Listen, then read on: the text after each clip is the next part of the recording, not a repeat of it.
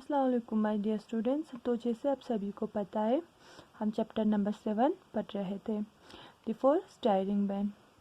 और जैसे कि हमने स्टोरी में पढ़ा था कि एक लड़की थी जिसका नाम था रिया। वो लड़की अपनी ग्रैंड माँ की हेल्प यानी कि उसकी जो मेडिसिन की एक्सपेंसेस थे उसमें मदद करना चाहती थी, जिसके लिए उसने अपना एक बैंड बनाया था अपने दोस्तों के साथ मिलके। और उस बैंड में उसके 4 दोस्त थे, ठीक है। तो फिर उन्हें सबसे पहला मौका दिया था किसने? सारा की मॉम ने। तो फिर आज हम देखते हैं आगे की स्टोरी में क्या होता है, ठीक है। हमने यहाँ तक पढ़ा था, तो फिर आज हम यहाँ से स्टार्ट करने वाले हैं। तो फिर जैसे कि सारा की माँ ने उनको सबके सामने इंट्रोड्यूस करवाया, ठीक है। तो फिर इससे आगे it fail like a school assembly. तो फिर उनको वहाँ खड़े होकर कैसा लग रहा था, जैसे कि वो स्कूल असेंबली में खड़े हों, ठीक है। Everyone there was looking at us. तो फिर जितने भी लोग यानी कि जितने भी ऑडियंस थे वो सारे किसकी तरफ देख रहे थे? हमारे तरफ। But we just stood there and stare right back. लेकिन हम वहाँ पे खड़े थे और हम पीछे की तरफ जा रहे थे, ठीक है। We could not find the courage to begin. और हमें इतना हिम्मत नहीं आ रहा था कि हम स्टार्ट करें। Then I heard my grandma whisper, play Riya just like you play for me. तभी मैंने एक हल्की सी आवाज़ सुनी, और वो किसकी थी? मेरी ग्रैंड माँ की। और वो बोल रही थी कि क्या? रिया बजाओ, यानी कि गाओ, जैसे आप मेरे लिए गाते हो वैसे ही से गाओ। आई nodded and tucked my violin under my chin। तो फिर मैंने क्या किया?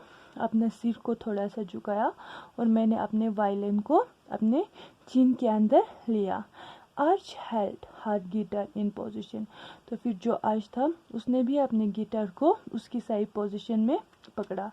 हर्ष put his flute on to his mouth. तो फिर जो हर्ष था उसने फ्लूट को अपने मुंह पे लगाया।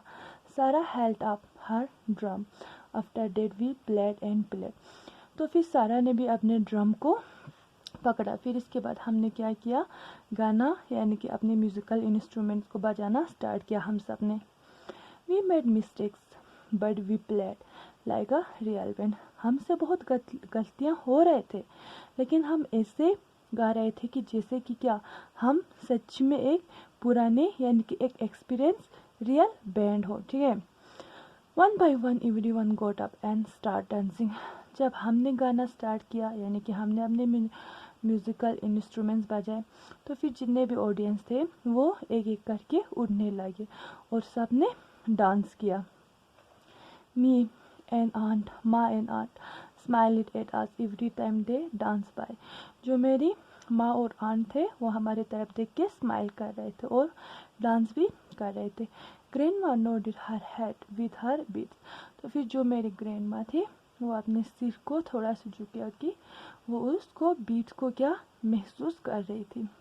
सारा arch Harsh and I forget about being scared. तो फिर जो हम तीनों थे हम सब भूल गए कि हमें डर लग रहा था, ठीक है। हम इतने खो गए उस म्यूजिक में कि हमें सब कुछ भूल गया। We love the song of the fourth stirring band. हमें प्यार हो गया किससे? अपने अपने म्यूजिकल जो इंस्ट्रूमेंट के ट्यून है उनसे। After what everybody clap and shooted.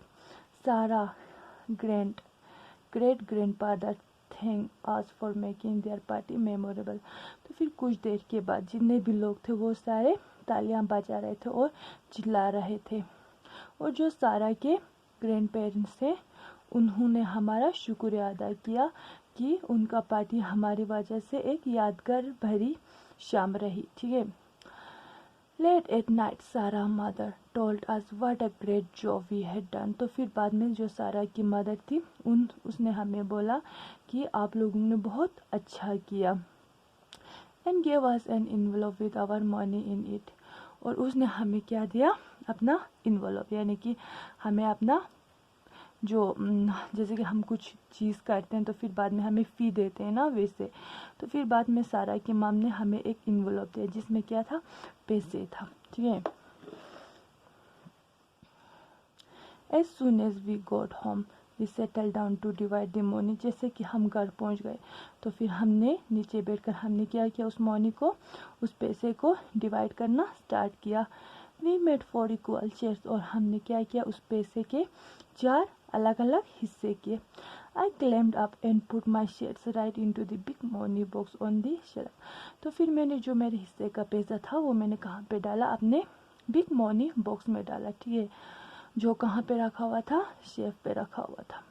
The night I kept with smile on my lips, और उस रात मैं एक स्माइल के साथ, यानी कि एक खुशी के साथ सो गई, ठीक है। तो फिर स्टोरी से हमें क्या पता चलता है, स्टोरी से हमें ये मोरल निकलता है कि क्या, अगर हम किसी को खुशी दे तो फिर क्या उसकी वजह से हमें खुद को भी खुशी मिलता है। जैसे कि इस स्टोरी में जैसे था, रिया ने अपने दादी के लिए एक थोड़ा सा क्या किया, कंट्रीब्यूशन किया, ठीक है, कि उसने अपने दादी के मेडिसिन लाने के लिए अपने दोस्तों के साथ एक ग्रुप बनाया और पैसे कलेक्ट करना स्टार्ट किया। तो फिर ऐसे मतलब होता है जैसे कि हम सबको थोड़ा सा अपने फैमिली मेम्बर के कामों में क्या करना चाहिए, कंट्रीब्यूशन करना चाहिए। जैसे थोड़ा थोड़ा मम्मी के साथ हाथ बटाना, कुछ ऐसे काम करना जिनसे उनको हमसे क्या खुशी फील हो, ठीक है। तो फिर जो इसके बचे हुए क्वेश्चंस आंसर्स है वो हम कल करेंगे। बाकी आप सब अपना ध्यान रखिएगा, ठीक है। खुदा हाफिज़।